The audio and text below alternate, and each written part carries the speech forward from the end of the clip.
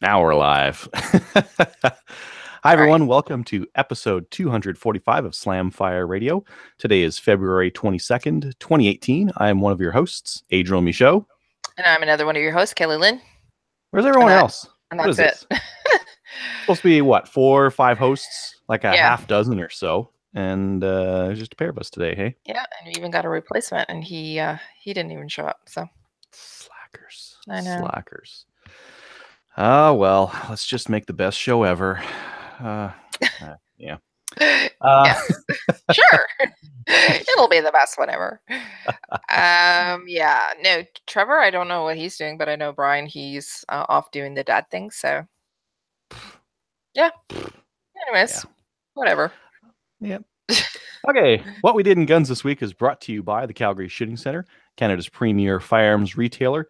This week they have Odin AR barrels in 223 Wild and 300 Blackout with a low-profile gas block for $299. So Yeah. decent price on AR barrels over there. Mhm. Did you want to start us off with what you did in guns this week? Sure. So I went to SFRC as I do on every Saturday. We went out and Yeah. I know they're like 15 minutes away, so why not go, right? Mhm. So I went out there. I met up with Kelly Kincaid, who's the coordinator for Ontario for the CCFR. So I just told her I was going out because she lives quite close to there too. And so I said, "Hey, meet me at SFRC." So we did. Hung out with her there and Marcy as well. And I didn't actually get anything this time, but chatted a bit with the ladies and yeah. So, but on Sunday, I went out to Kelly's place. So we call it the Kincaid Ranch. She has her own range there. And I shot the Benelli and did a little bit of skeet with that. That was fun. We also did Battleship. Have you seen those? They're at Cabela's. They're the peel and stick, but it's like Battleship, Yeah. the game. Yeah, and then you shoot the boats, and if you're a crappy shot, you suck and you lose the game. Yeah, pretty much. So we played that, and it was fun. It was the girls against each other, and the guys were playing against each other as well. So it was lots of fun. And Kevin has he's been doing some stuff with some sensors, the light sensors. He's building some for the PRS series that actually we're going to be talking about it soon. I think on May 8th, we're going to have both Rick Kedebeck and Andrew Don on to talk about the new PRS series that they're launching.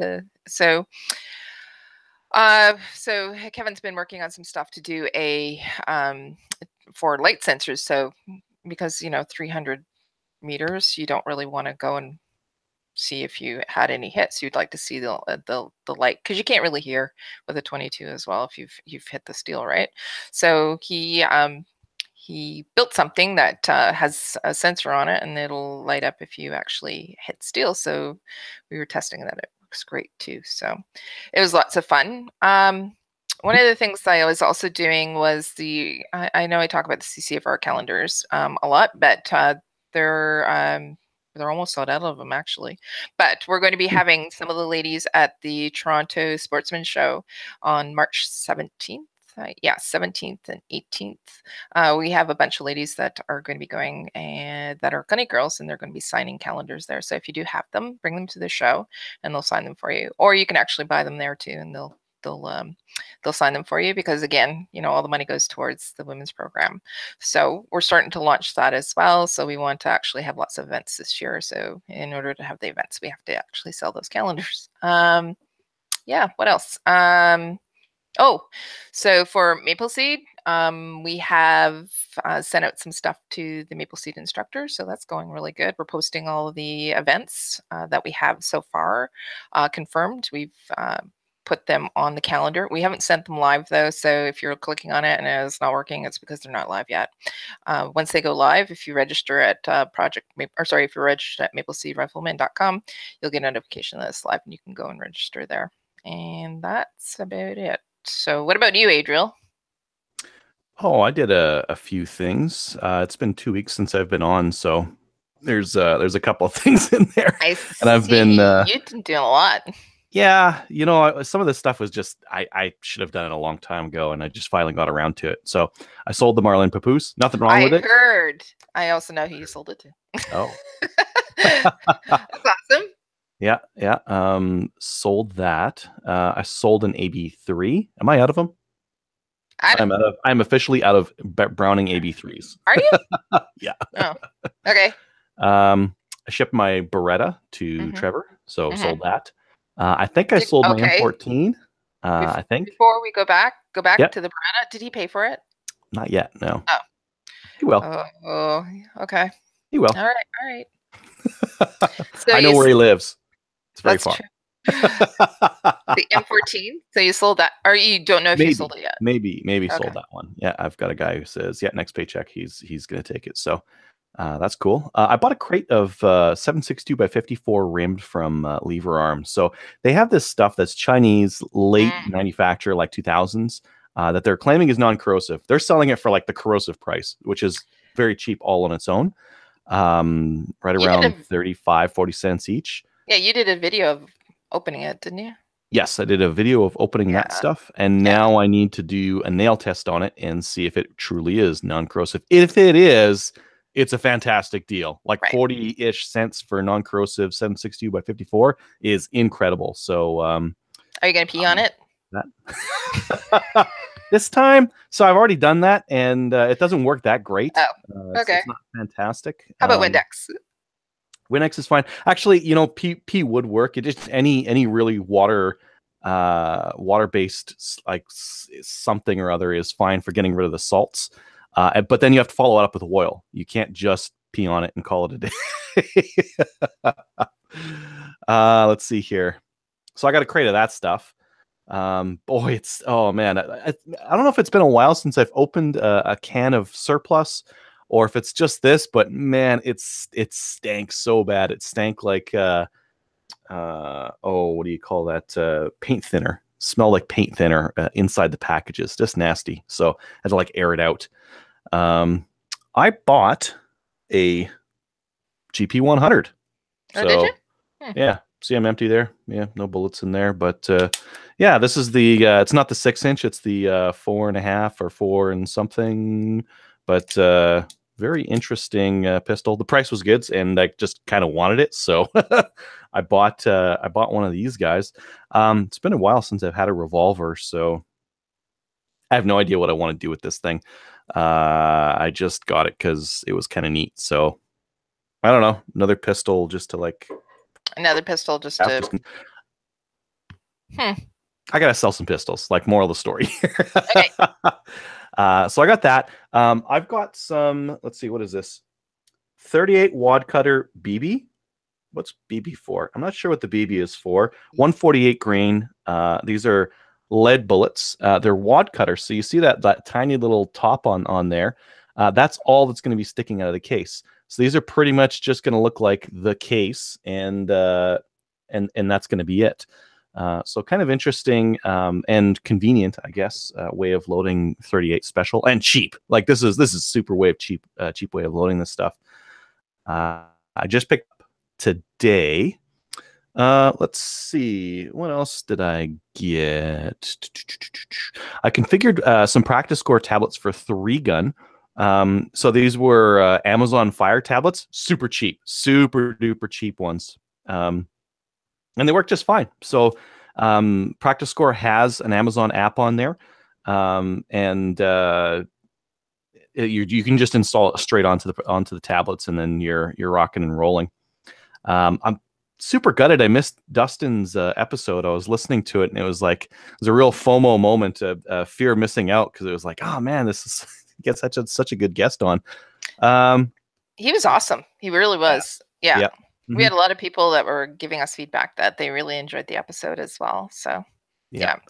My 1911 came back from Trevor's. Is this my 1911? Parts of it are my 1911. It's got a new slide. This slide, the markings on it, I don't know if Trevor did anything on it too or not, but they're very faint. So the serial number you can read, that's on the frame there. But on the slide, it's supposed to have like a Norinco stamping, and you can kind of see it, but their stamping isn't like good on the best of days, and you can't see like anything on the side there. So it almost makes it like an unbranded 1911. Still got a serial number on there, so it's still like legal and all that kind of thing. It's just it's not super apparent that this is a Nork just by looking at it because there's no labels on it whatsoever. It looks good though. Yeah, it looks pretty good. I just threw on these G10 grips here. So this plastic material is oil resistant, and it's very checkered and sharp on there. So really holds onto your hand. I've got plus that little strip of grip tape on the front there, and a little bit of checkering on the back with this mainspring housing. So excellent. Trevor did a fantastic job on this thing. The trigger on it is right around 3 pounds, and there is zero creep to it. He was saying like, I don't really like it. You're gonna have to like mess around with it and put a few hundred rounds through it. I don't think so. I think this is fine all by itself. So maybe he was messing with me or something, because it is so good, so good. So you haven't had a chance to get out and fire it yet? No, I'm still waiting on the registration certificate, but Okay. it is How are the so sights? nice. Better than the other ones. Okay. Yeah, we got a fiber optic Yes. front on there, and then the Dawson Precision rear, the blacked rear there. So it is very tall and easy to see. The slide on it is so nice. Well, he did some smoothing work to it, and it's really hard to get this across on video. Say again? It's a new slide, right? It's a new slide. Well, I mean, the other one didn't have that many rounds through it. I didn't even get to 1,000. But how's the fit? Yes, excellent. There's a little bit of like horizontal wiggle, but in terms of like back and forth, it's very smooth. Yeah, very smooth. Feels fantastic. So I'm really excited to get this thing up to the range. The barrel bushing on the front there is new. That's a Colt one, and very tight there. The slide stop is new as well, and it's quite stiff, but looking forward to seeing what that'll do. And yeah, overall, it just feels fantastic. Let's see. I got some more stuff to show here. Oh, there's a 1911. I'll go into that in more detail when Trevor's on the show, just so we can do a little bit more there. Yeah, you can compare his against yours, right? Yeah, we can talk a little bit about that. Isn't that nice? This finally came in. Yeah. So this is for the people on the podcast. I got in a sling from Stacy that says Frosty on it. And this is the standard one you get on an M1 Grand. What is it? 1903 pattern? 1911? 19 something or other pattern? Like great looking sling.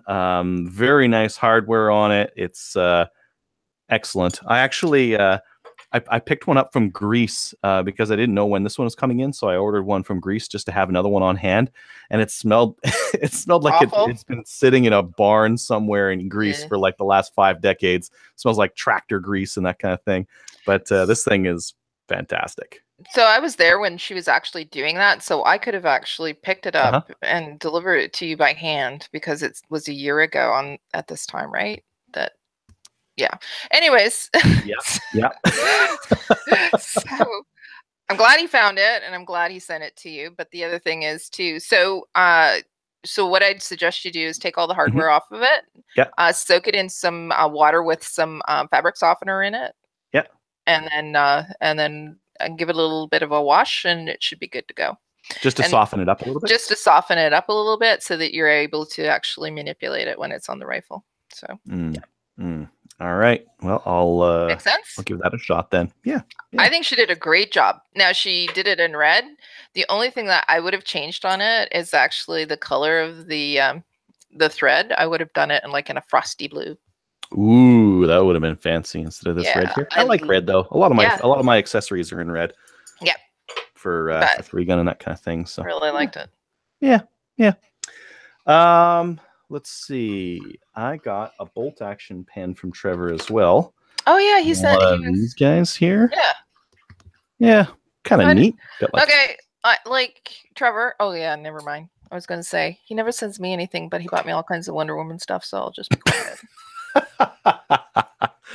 Let's see here. I got another batch of patches and stickers out, so everyone on the Patreon should either have theirs in hand or have it on the way. So if you don't get it in like 2 days, let me know. And for all you guys who I emailed who didn't send me your address, send your address. Send it in. Did you get mine? Yeah, I'm not sending one to you. I know I included you because your name was in there, and I just did that for everyone, but I'm not sending anything. I just wanted the $1 million.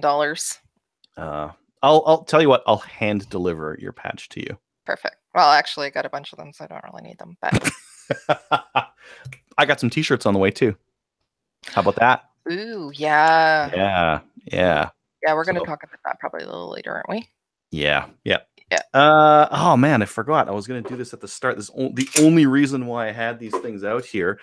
Today is episode 245, so I wanted to have 245s out, and that's I missed. Somebody asked us about that. I missed my chance to have 245s out for the episode 245. I'm so gutted. Yeah. Anyways, that's pretty much what I've been up to. I got to hit the range.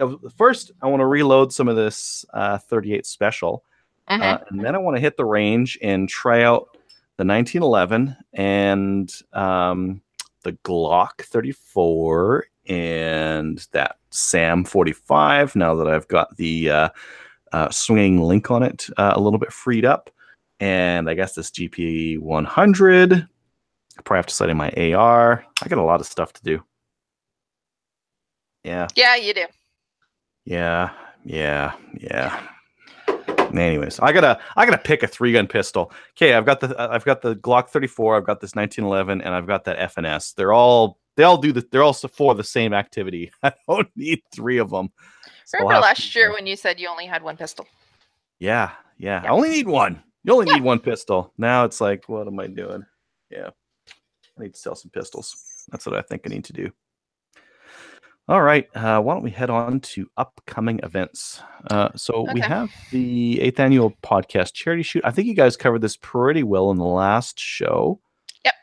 I think that's about it then. Your registration for a lot of the major matches are starting to open up now. So yeah, Prairie Fire has opened up. BC Redneck 3 Guns opened up. The Chaz 3-gun 2-day shoot is opened. I just checked Got Your Six's website today, and that hasn't been updated just yet, but that should be getting updated soon. So, yep. So, lots of upcoming events here. Yeah, definitely. Am I missing any events? No, I don't think so. So, I don't know what's going on with the Verlachi handgun fundamentals course. Has a decision been made on that, or you guys just going to give it another little while? I think we're going to give it some more time. Yeah, I'm pretty sure someone's going to come on and talk about it. Yeah. That's right. Yeah. So for those of you who don't know, Matthew is going to be coming on soon to give us an update on his life, but also to come on with some people that have taken the Verlachi course as well. Yeah. Right. Awesome.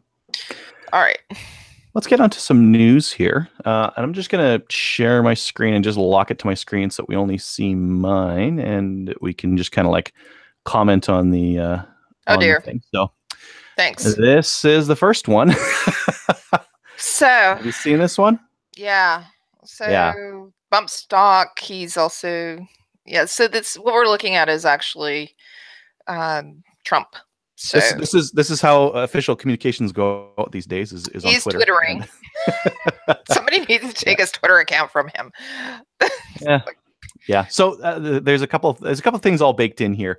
One, it looks like enhanced background checks. It's saying comprehensive, but enhanced background checks with an emphasis on mental health, raising the age to 21, and ending the sale of bump stocks. Right.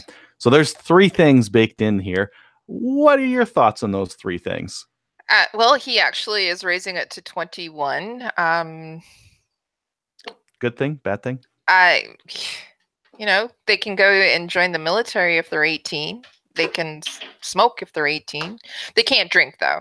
So, but they need to silly though. I know. Yeah. Mental health. I think mental health. They should. Checking mental. Yeah. Comprehensive checks. Well, we do that, but what exactly does that mean? Like, and bump stocks. Anyways, what are your thoughts? Well, okay, so checks with emphasis on mental health, yes, but they don't really have a fantastic system for that. They've got a whole bunch of states with a whole bunch of legislation. Everything, yeah. It's a catastrophically bad system for doing this kind of thing. I don't see it working. But like we have it here in Canada with licensing, and I don't know, it's kind of good. I don't know how many they actually decline due to mental health checks in Canada. I don't know that number, so I don't know how successful it is at weeding out people with mental issues. Right. Raising the age to 21. Okay, so statistically speaking, your late teens to very early 20s are the most risky times for someone to be in violent acts and that kind of thing. So statistically, raising the age to 21 makes sense. It makes kind of sense. I don't really like it. I don't really like bumping all these ages for all these things. I think the fact that, you know, the legal age in the US for drinking is 21 is silly, and that law gets flaunted all the time. And like you mentioned, the fact that you can go shoot people overseas is in the army, but you can't drink or buy a gun back home is kind of silly. So I don't know if I really agree. And then bump stocks. Ban bump stocks. Then what happens? Well, there's the cranks, and then there's the string and rubber bands, and there's all these other things. So just the act of banning bump stocks by itself is very problematic because of the it's all a wording thing. You have to either name a bunch of techniques and then wait for people to get innovative and find ways around those techniques, right? Or put some ambiguously worded thing in there and then see a whole bunch of gray area and a whole bunch of people putting in all sorts of other weird stuff, right? I mean, you can bump fire a gun from your shoulder with nothing else. You can bump fire it from your hip with sticking a finger through a loop in your belt. It's not a fancy thing to do. So it's one of those things that's kind of tricky to legislate for. Well, so raising the age to 21, there's a couple of senators that were actually lobbying for that, and then the bump stocks as well. These are reactions to what's been happening recently. Obviously, the bump stock. I think, anyways, Trump was somebody who supported the Second Amendment, and I don't know if this is actually stuff that is really supporting Second Amendment. That's all. No, not really. No. So cool. Is it better to have Obama back? Just asking.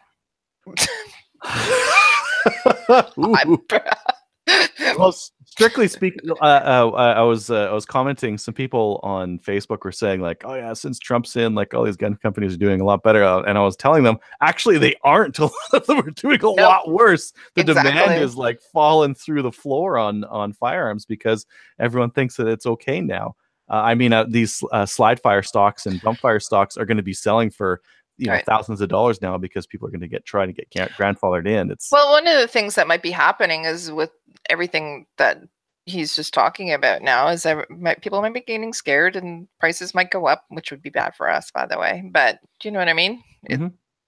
Firearm business might start booming again. Anyways. Maybe it's his initiative to drive, the healthier it gets. It's such a weird thing, right? Economics. Yeah, it's got some weird economics going for it. Anyways, some interesting time. None of this is like in place right now. This is just like him asking Congress to do something. Right. So him twittering. Nothing may happen from this. Let's see here. Frontier Firearms, they're closing their storefront and they're just going to be going to the warehouse and selling online things. So interesting way of doing it. And you know what? Maybe just a sign of the times, right?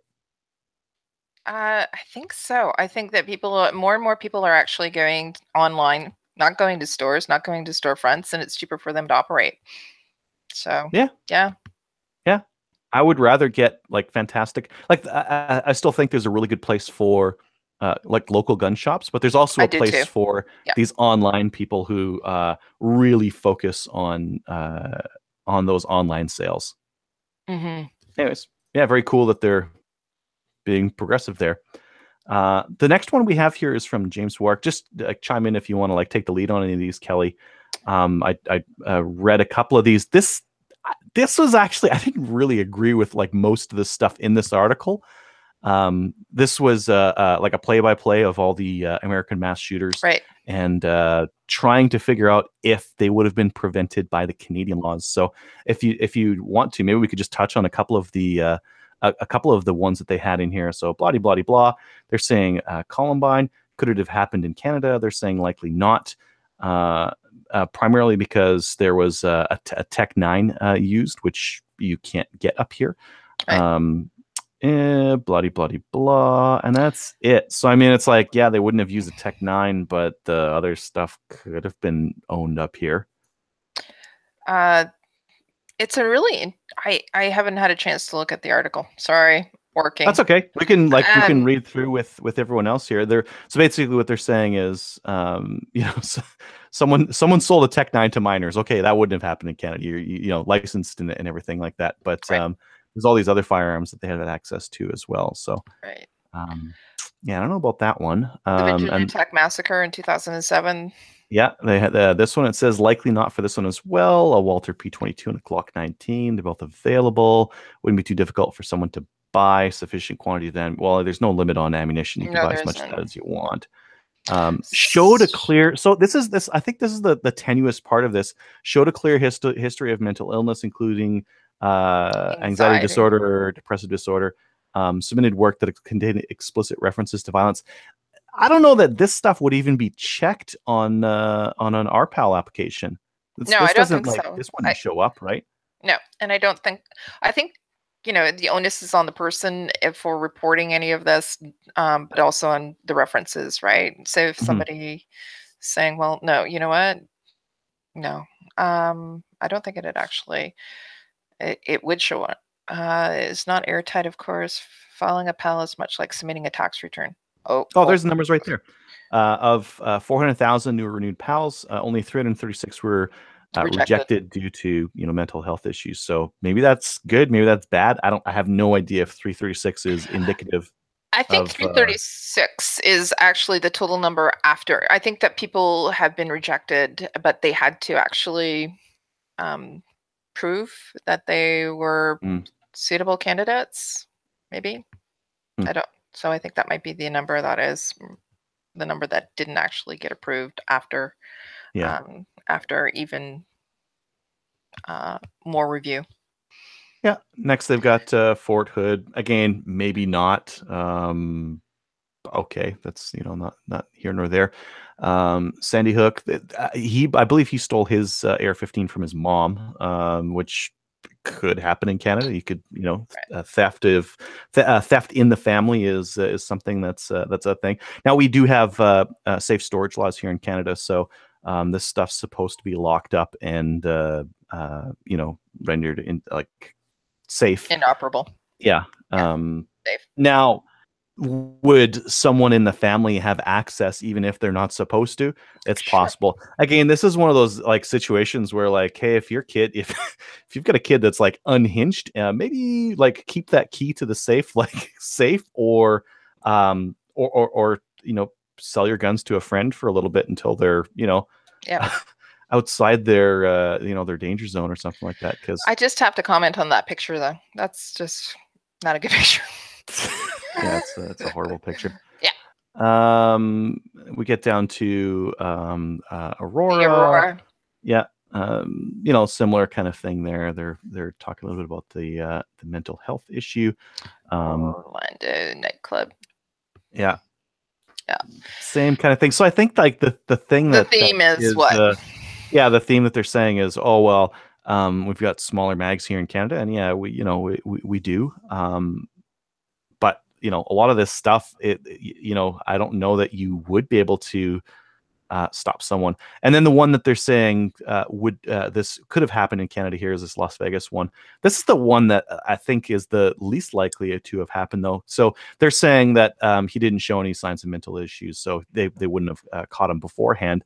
But I think this would have been unlikely just because we don't have bumpfire stocks here, and our magazines are neutered and all that kind of thing. So while you could supposedly, if he wanted to stockpile all this stuff, he could have, but a lot of the technology just wouldn't be necessarily like super available out here, right? So, Right.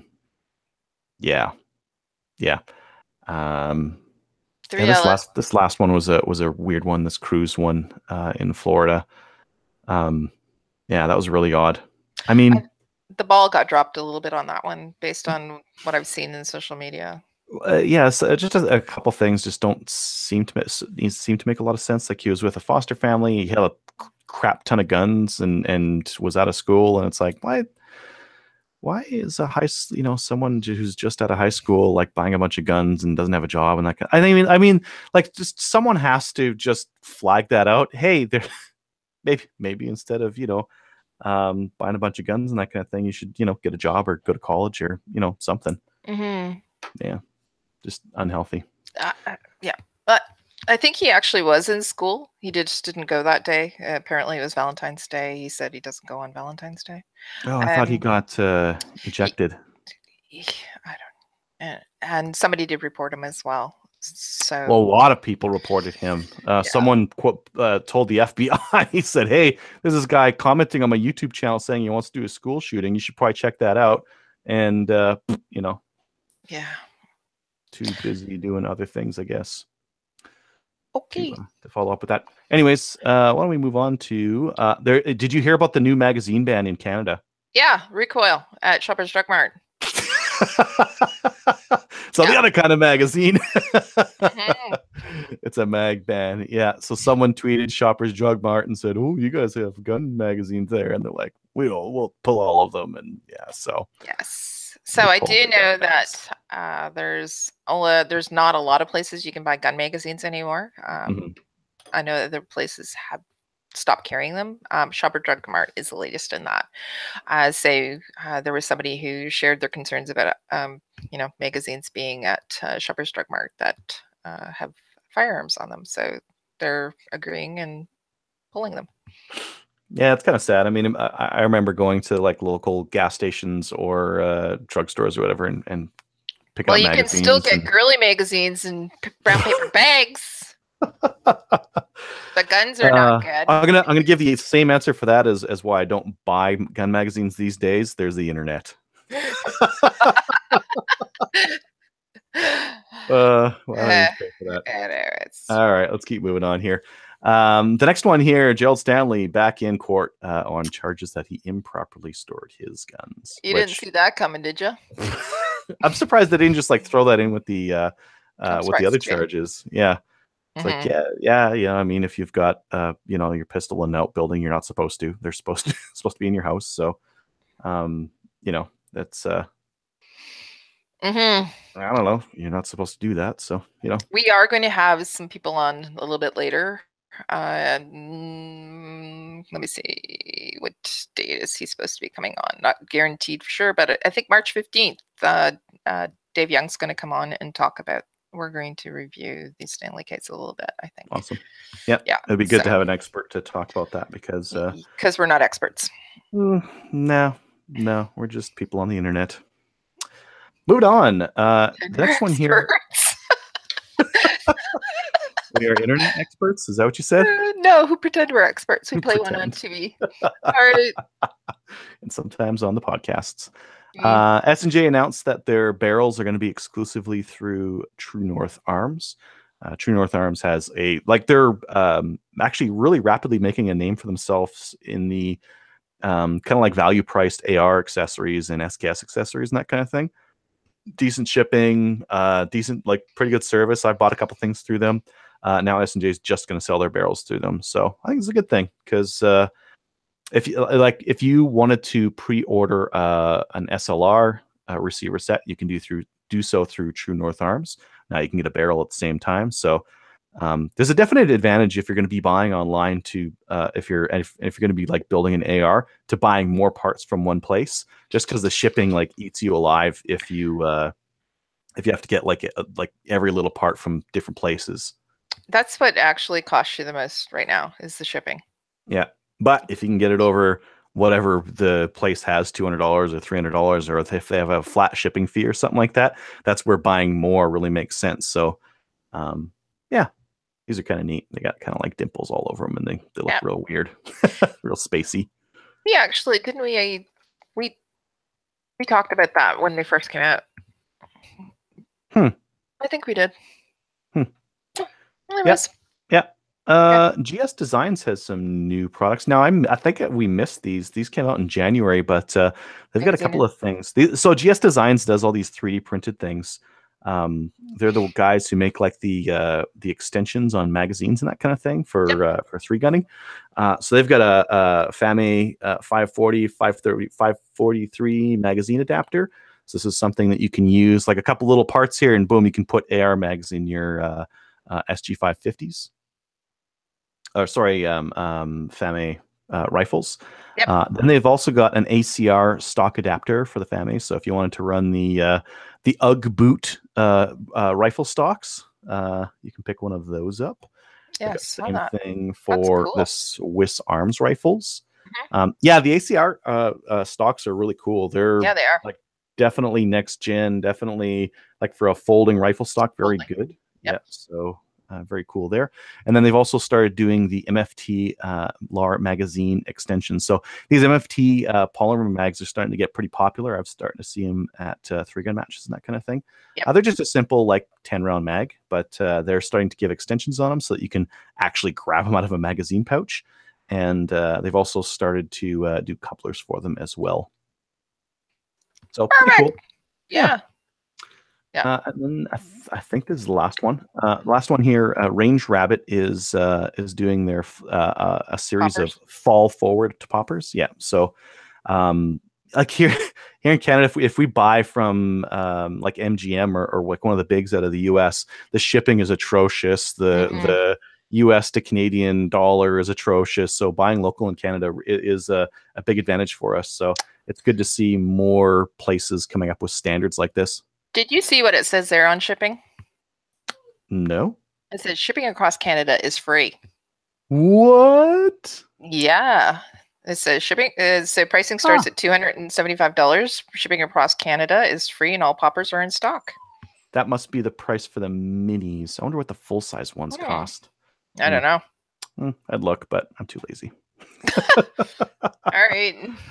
All right. Oh, one more here. It's just before I get too far. Western Metal has CCI pistol primers for $41 per 1,000. So, if you rewind like 3-4 years, primers were so hard to find. They were like really hard to find, and I'm really happy that they're coming back in stock and starting to get to a point where more places have them for a reasonable price. CCIs for $40. Yeah, not bad. All right, why don't we head on to our main topic? And if you're watching the live feed, it's not. It's not right now. we're gonna record it afterwards and put it over Skype. You'll have to listen to the podcast to get our main topic. All right, let's head into some listener feedback. Kelly, did you want to take this first one from Kin? Okay, it says, hi, Slamfire Radio. I've heard you guys talking about the MOS red dot pistol mount. There's a company called Outer Impact down in the US selling universal pistol red dot mounts that will fit a lot of different red dot, Vortex, Burns, Trijicon, etc. They ship to Canada, and I have one for my Glock 17 mounting a Vortex Viper right now. Not sure if it's approved for IPSC, so Trevor will have to actually let us know that when he gets back on. I hope so, because I hope to try out a new division this year with my mount. The price is very reasonable. I think I bought mine for $50 US dollars. Please check it out if you guys get a chance. The website is outerimpacts.com. By the way, love the show and cheers. Thanks. All right, why don't you read this one from Cody, because I'm not reading that one from Cody. All right, let's take Cody's here. Yeah, I'm not seeing you on the video feed either. I do. Weird. Odd. Very odd. I'm going to present your screen. Let's see if that does anything, but I'm not sure. Nope. I can see me. Hi. Hi, me. And Adriel, at first, you could see me, right? I could see you just fine right now. So the people on YouTube, you can't see me. You see, you see Adriel's beautiful bald head. Right? Yeah. All right, let's keep going. Okay. This next one's from Cody. Hi, guys. This is a follow-up to a phone call I had with Trevor about the stripped receivers for the BCL 102. I did a bit of digging, needed a fairly heavy-duty shovel. I had a good discussion with the guys at FSFRC, and they helped me out a lot. Right. So the first difference I could find in between an AR-10 and what it currently is, a modified 102B, is that it uses a mix of parts from the Armalite system and the DPMS system. Trevor is correct that there's no mil spec or even standard spec for AR-10s. DPMS has a high pressure version and a low pressure, which is different from the Armalite, which is different from the Rock River Arms AR-10. Count 4 specs, all very different and non-interchangeable. The BCL 102 uses a DPMS patterned barrel. Which version or if there's a difference, I couldn't find. As for the BCG, it's hard to say if it's a DPMS BCG. There are reports of them working in the wild, but information is limited and unreliable. But by most people I've talked to, you'd want to use the BCL bolt carrier group, which the stripped receiver set doesn't come with. That's where it diverges a bit because it's confirmed to use the Armalite patterned barrel nut. So make sure you buy the right handguard for it. The Armalite AR-10 barrel nut threads are 1 7/16 and 18 TPI-3A. The DPMS patterned barrel nut threads are 1 7/16 inch and 16 TPI-2A. It seems to take most standard AR-15 lower parts, except for its proprietary ambi mag release. It also strangely uses an AR-15 trigger, not the heavier AR-10 style, probably to have more compatibility. But I'm wondering if you could put a lightweight skeletonized trigger in it if you might not have fails to fire in cold or adverse conditions. I couldn't find much information on what buffer assembly is required for it. I am by no means an expert on the AR-10 platform, but to me, I think I'm going to be waiting for the 6.5 cms Creedmoor full rifle when it comes out later this year. Yeah, complain about the Creedmoor all you want, but you can't deny that it's a great deer round. Also, I love the guest, Dennis, that came on last week's episode. I think I could hear liberals' heads popping from miles away at a gay pro-gun Vancouverite, and it made me happy. Sounds like a cool guy to know for sure. Yeah, I think I love the libertarian, straight libertarian viewpoint of firearms ownership, because it's not a conservative or liberal thing. It's why can't we just all have this stuff? Yep. and have the power to protect ourselves, right? Right. So yeah, maybe we can actually have the guys on from BCL at some point. I think we're going to try and do that, aren't we? We should. I would love to have them on. If you know them, yeah, let's reach out to them and get them on. Yeah, I have. So we're going to try and have them on. All right. So Cody, yes, if you are listening, and I know you do, yeah, we'll let you know when they're coming on. Yeah, okay. And thank you for all that information on the BCL 102, because that's very helpful. And I agree with you. 6.5 Creedmoor, fantastic deer round, and better at long distance than the 308. If you're going to shoot it with like 1,000 yards, the 6.5 Creedmoor is going to make more hits. Anyways, did you want to take this one from Dan? Okay, it's Dan. So, Dan. Okay. Hey, guys. Hope you haven't missed me too much.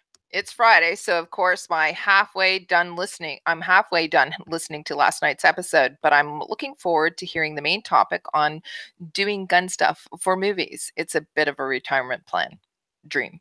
I couldn't help but notice that episode 243 has come and gone, but there was no caliber specific comments. So we could only hope that episode 22 to 50 gets things back on target. Yeah, I went there. I've been hearing whispers about getting a Maple Seed event out this way, possibly even my local range. So fingers crossed, I'm looking forward to that. As always, keep up the good work. Glad to see we've got some lefty representation going on. Cheers to everyone. Dan. And I'm not allowed to read stuff because it's in italics. All right. It was a test, I think. I know. He wrote in italics, but it wasn't in italics. And then he wrote in italics. So if it's the word in italics, do you still read it? No. We are coming out your way, and yes, we did miss you, and thanks for writing in. And if you have a dream plan, I'm sure that Dustin would love to hear from you about going and doing being an armorer. Sweet. Yeah. All right. All right. If you'd like to email the show, send your emails to slamfireradio@gmail.com. We don't have any iTunes reviews this week, but please head on over to iTunes or Podbean or Google Play or whatever podcast thingy you use and give us a shout out or a rating on those platforms. Helps people find the podcast. You'd be surprised. There's so many great podcasts out there, and a lot of them just are kind of hard to find. It's that you're typically subscribing to them. You're not listening to them on the website. Like we have a website, slamfireradio.com, but you don't really need to go there once you're subscribed to the podcast. Yep. So you definitely give us a like out there and a 5-star rating. And thank you to everyone else out there who already has. Shout outs. Did you have any shout outs?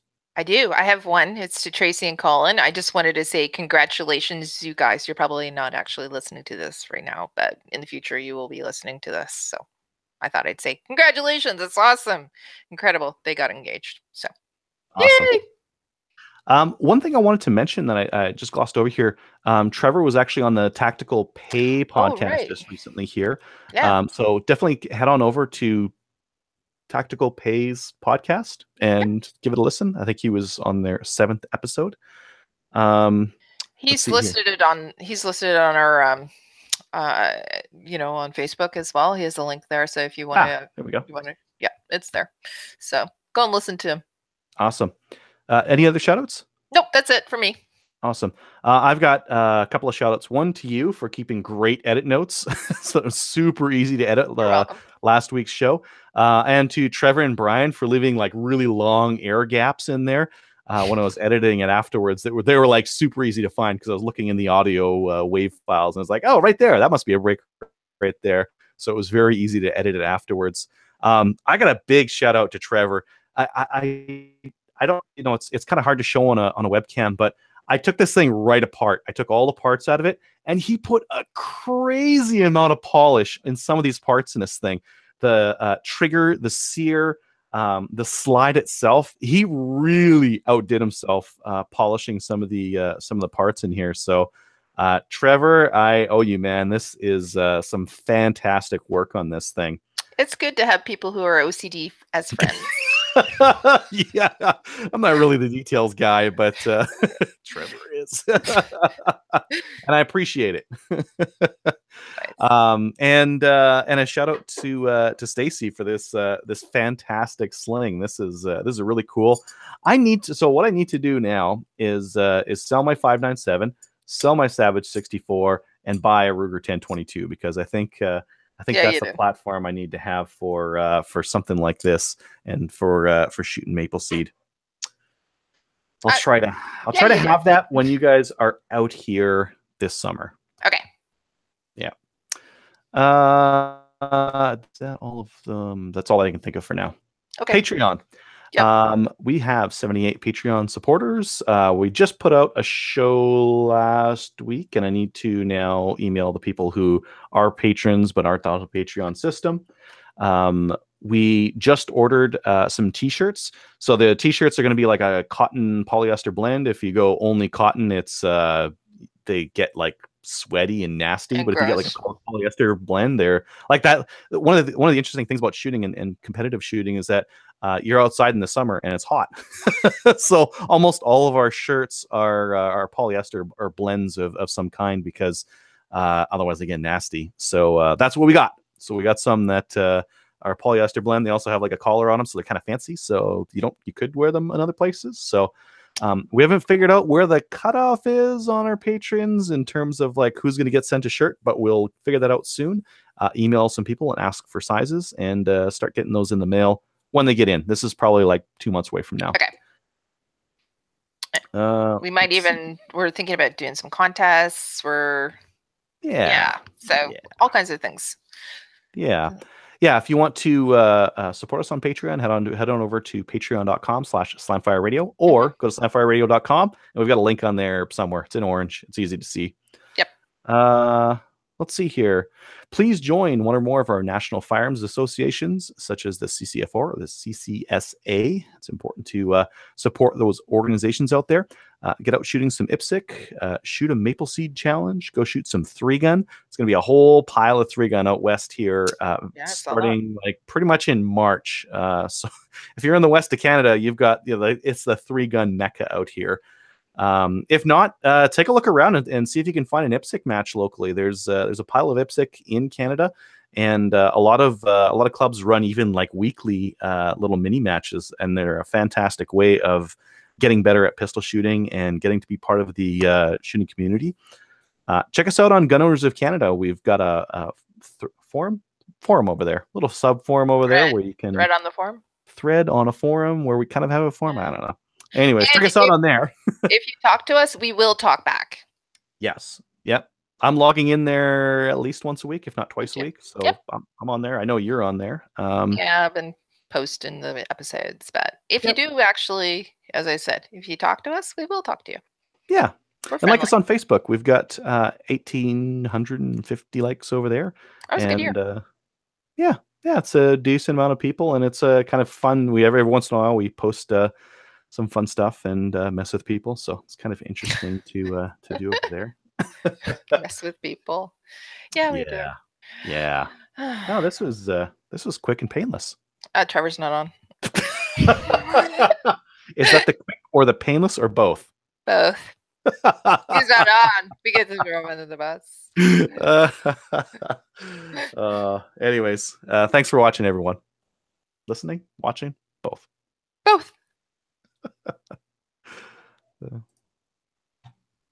And we're stopped.